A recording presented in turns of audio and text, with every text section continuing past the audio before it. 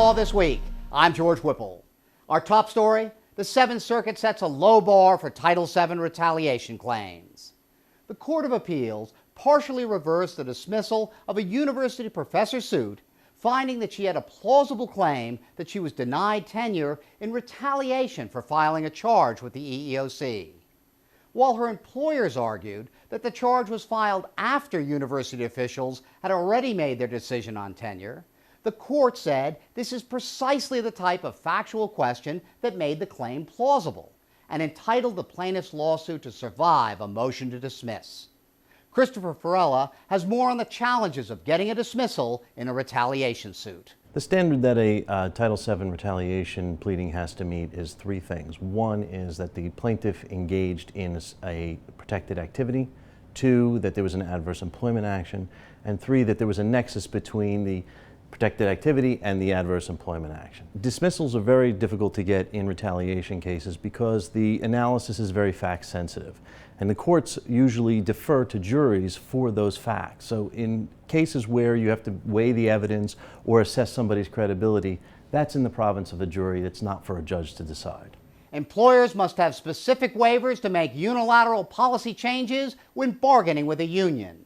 That's according to the NLRB, which once again clarified its clear and unmistakable waiver standard to restrict employers' midterm changes.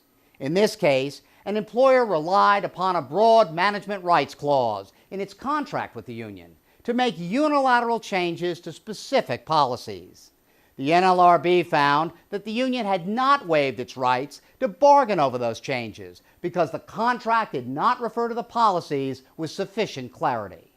Termination can chill concerted activity even if the job loss is temporary, the NLRB rules. A manager for an Arizona paving company fired an employee who complained about management, but hired him back shortly afterwards. The NLRB ruled that this temporary discharge violated federal labor law, noting that the action would be seen as a warning shot for employees who complain about working conditions or take action together. The state of Connecticut joins 8 other states in banning the box. The new legislation prevents employers from asking about an applicant's criminal history on initial employment applications. Connecticut's law does not go as far as some other ban-the-box legislation, which requires an employer to make a conditional offer of employment before running a criminal background check. The act goes into effect January 1st. Finally, it's time for our tip of the week. Annette Guarisco Fildes, President and CEO of the ERISA Industry Committee, is here with some advice on state mandates for employee benefits. Paid sick leave, parental leave, state retirement programs, vaccine mandates, and other measures are being proposed almost daily by states and localities across the country.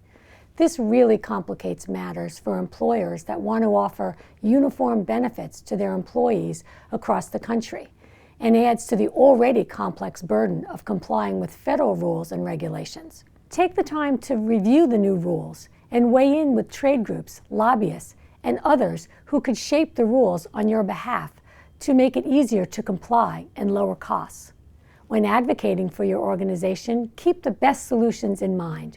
This may mean going beyond state approaches to a federal one that would support uniform benefits nationwide.